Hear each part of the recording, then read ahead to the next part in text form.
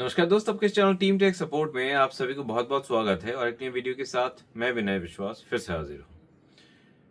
आप लोगों को सदा सतर्क करने की प्रयास मैं पिछले 7-8 साल से ही जारी करके रखा हूँ। ये कार्यक्रम हर चीज़ों में, हर एपीएस कंपनी में अलग अलग चीज़ों पे मैंने आप सभी को सबसे पहले ही अपडेट दिया कि ये करना चाहिए और ये नहीं करना चाहिए।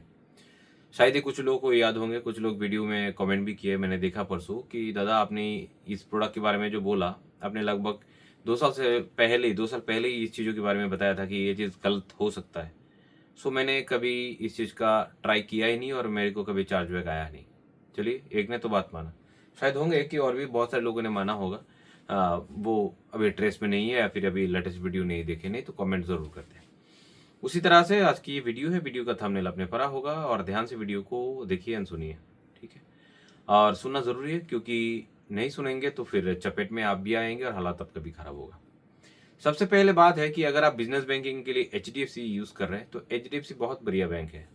ट्रांज़ैक्शन करने के लिए पोर्टल में सभी और में एचडीएफसी बहुत बढ़िया बैंक है। पर एचडीएफसी में ट्रांज़ैक्शन करने से पहले 100 बार सोच लीजिए कि अगर एचडीएफसी किसी भी बहाने से आपका अकाउंट को फ्रीज करता है, एचडीएफसी अकाउंट तभी फ्रीज करता है जब वैल्यू ट्रांजैक्शन आते हैं, बहुत बड़े बड़े ट्रांजैक्शन लोग करते हैं, महीने का बहुत अच्छा ट्रांजैक्शन करते हैं और अकाउंट में on an average 1 lakh 1.5 lakh रुपया रहता है, तभी एचडीएफसी अकाउंट को बहुत सारे बहाने से फ्रीज करता है। आपके केवाईसी दो, आपका बिजनेस का ये दो, वो दो, पिछले 5-6 साल से हम लोग इसको झेल रहे हैं, ठीक है? तो आपके पास अगर प्रॉपर जीएसटी है, जीएसटी ट्रांजैक्शन आप कर रहे हैं, ये सारा चीज़ें जो है वो प्रॉपर हो रहे हैं, तभी एचडीएफसी में बहुत ज़्यादा ट्रांजैक्शन करिए। नहीं तो आगे चल के आपका नाक और आँख का, मुँह का पानी सब एक हो जाएगा। क्योंकि ये लोग over transaction, over value transaction, high value transaction customers को बहुत बहुत दिन तक तरपाते हैं केवाईसी के नाम पे। मेरे साथ ये लगभग 3 से 4 बार हो चुका है। चलिए, ये बहुत बड़ी बात नहीं। बैंक जो वो अपनी सिक्योरिटी के कारण बहुत कुछ करेगा, इसमें आप और मैं कुछ नहीं कर सकता हूँ। पर मैं आपको पहले से ही आगाह कर दिया हूँ कि एचडीएफसी में आप हाई वैल्यू ट्रांजैक्शन तभी कीजिएगा, वो लोग जो जो मांगता है वो देने की क्षमता अगर आपके पास हो तो, ठीक है? कुछ भी मांग सकता है और मांगने की क्षमता उनके पास है और बैंक ऐसे ही बिजनेस करता है। चलिए आगे बढ़ते हैं। ये हमारा वीडियो का मेन उद्देश्य नहीं, फिर भी मेरा पर्सनल उनके साथ अटैचमेंट है। मैं उनके साथ काफ़ी समय से बिज़नेस कर रहा हूँ, इसलिए मैं आपको अपडेट कर दूँ। देश का बहुत बड़ा बैंक है और देश का लगभग मान लीजिए 1-2 नंबर पे आते हैं। अगर बैंक की बात करें, प्राइवेट पब्लिक को छोड़ दिया, मैं अगर बैंक की बात करेंगे तो देश के 1-2 नंबर पे आते हैं ये बैंक। बहुत अच्छा बैंक है, पर नियम और सिस्टम उनका कुछ अलग ही तरीके से चलता है। चलिए, जो मेन मुद्दे पे आते हैं, मेन मुद्दा हुआ कि किसी बंदे ने 40,000 रुपये का सीएमएस लिया और उसके अकाउंट 1,45,000 में फ्रीज हो गया और उसके ऊपर लियन अमाउंट जो है अभी 17.5 लाख रुपया। समझे? 40,000 रुपया किसी से रिसीव किया है सीएमएस के लिए, उसके अकाउंट फ्रीज हो गया।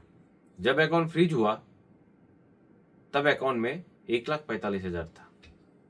मतलब वो 1,45,000 उठा नहीं सकता। उठा तो नहीं सकता, पर अब बात है कि इसमें लियन लगाया गया है। कितना? 17,51,000 का। उसके अकाउंट से गुजरे पैसे, जो पैसा गुजरा है साइबर क्राइम का, साइबर क्राइम के हिसाब से वो है 40,000। 40,000 रुपया लियन होना, फ्रीज होना चाहिए था, नहीं, पूरा अकाउंट फ्रीज हो गया। अकाउंट में कितना था? 1,45,000। अब इसके ऊपर से लियन है, लियन कितना? 17,51,000। तो इसमें एक सीख है। सीख क्या है? आपको सीएमएस करना है। सीएमएस क्या होता है? कैश लेना है, डिजिटल देना है। उस रिटेलर ने क्या गलती किया? जो बाइक वाला आया, मतलब जो जोमेटो, स्विगी, डिलीवरी, इनकी जो बंदे आते हैं, उनकी बंदों से कुछ तो कैश लिया और कुछ ना उससे डिजिटल ले लिया। इससे क्या हुआ?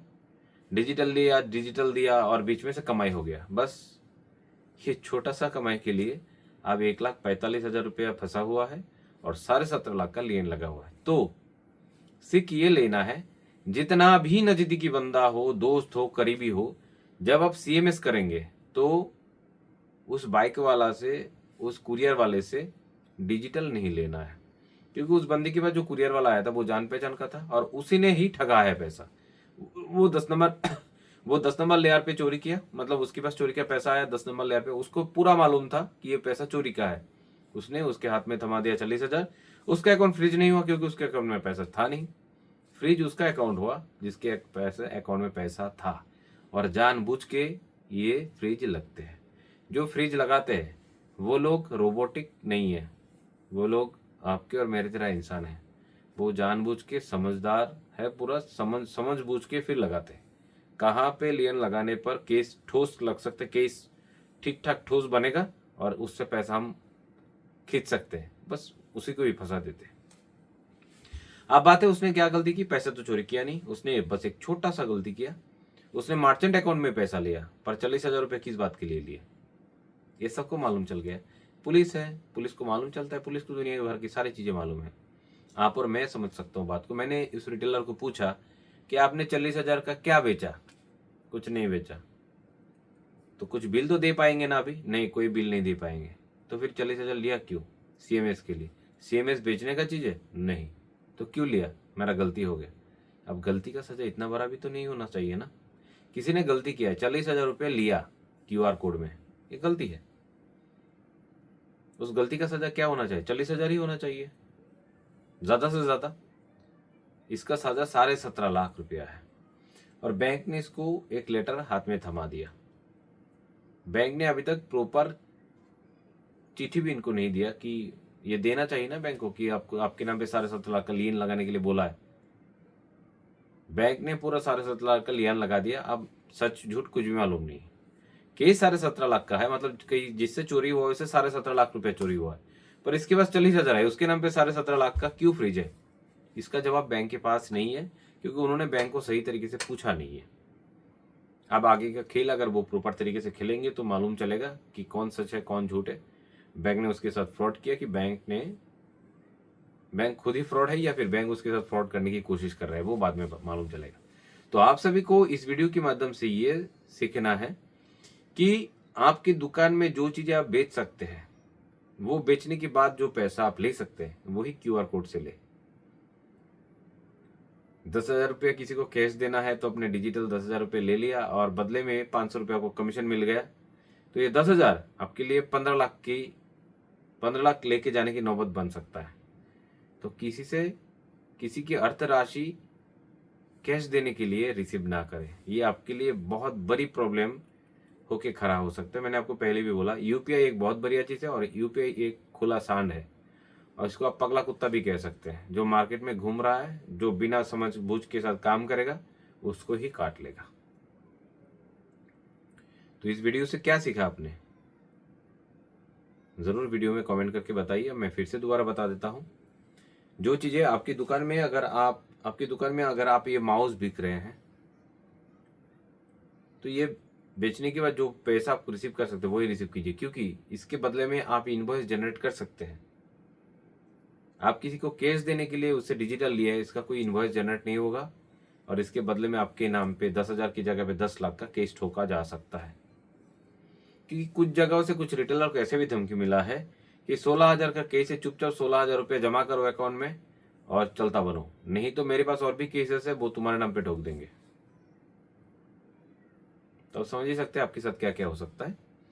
तो डिजिटल है इंडिया, सब कुछ डिजिटल है, बहुत बढ़िया है, पर डिजिटल करते करते खुद को मत फंसा लेना। ये जो लोगों से पैसा लेके डिजिटल लेके क्यूआर कोड में, पर्सनल क्यूआर कोड में, दुकान की क्यूआर में कैश देने की आप धंधली कर रहे हो, वो धंधली है, वो मनी लॉन्ड्रिंग है। आप मनी लॉन्ड्रिंग केस में भी जा सकते हो।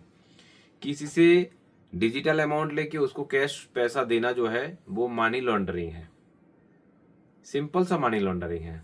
और उस मनी लॉन्ड्रिंग की बहुत सारा एक्ट और बहुत सारा मतलब धाराएं है, जिसमें जो चीजें आपको बहुत बड़े फाइन कर सकते हैं और जेल में भी लेके जा सकते हैं। तो अगर आप चाहते कि आपकी कुंडली में वो चीजें लिखे आप धीरे धीरे, तो उनसे डिजिटल किसी से भी आप डिजिटल लीजिए और उसको कैश दीजिए। अगर आप चाहते हैं शांति की जिंदगी, तो इस तरह की धांधली से बाहर आइए। जो आप बेच सकते हैं, जो बेचने की परमिशन आपके पास है, और बेचने के बाद जो पैसा आप राशि आप रिसीव कर सकते हैं क्यूआर से, वही कीजिए। तो ज्यादा बैंकर बनने की प्रयास मत करिए। बैंकर बनने की प्रयास कर रहे हैं तो एईपीएस, एमएटीएम और डीएमटी की बिजनेस कीजिए। ये क्यूआर से पैसा लेने की धंधली बंद कीजिए। ये आपके पास मेरा हाथ जोड़ के निवेदन है, नहीं तो आपका हाल भी वो मेरा रिटेलर भाई जो है उनकी तरह हो जाएंगे।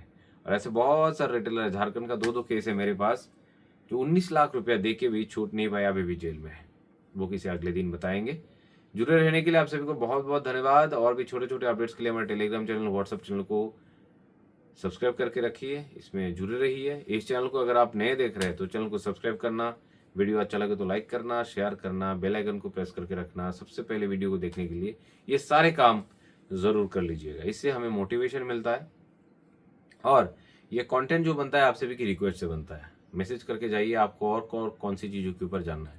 साथ ही साथ हमारे रिचार्ज एप्लीकेशन के साथ काम कीजिए, हमारे पैन एप्लीकेशन के साथ काम कीजिए। बहुत बढ़िया प्राइस में हम पैन कार्ड की सर्विसेज दे रहे हैं 95 में ओनली। इसके साथ हम व्हाइट लेबल सर्विसेज भी दे रहे हैं, जिसको अपने ब्रांड से पैन कार्ड का सर्विस चलाना है वो चला सकते हैं। ट्रेवल का पोर्टल दे रहे हैं ज़बरदस्त, वो भी चला सकते हैं। म्यूचुअल फंड एजेंट बन सकते हैं और बहुत कुछ कर सकते हैं।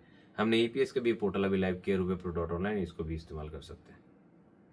तो सीधे रास्ते चलिए, आसान जिंदगी जिए, रास्ता टेढ़ा मत कीजिए और मनी लॉन्ड्रिंग में फंसिए मत। जुड़े रहने के लिए फिर से एक बार बहुत बहुत धन्यवाद। जय हिंद, जय भारत।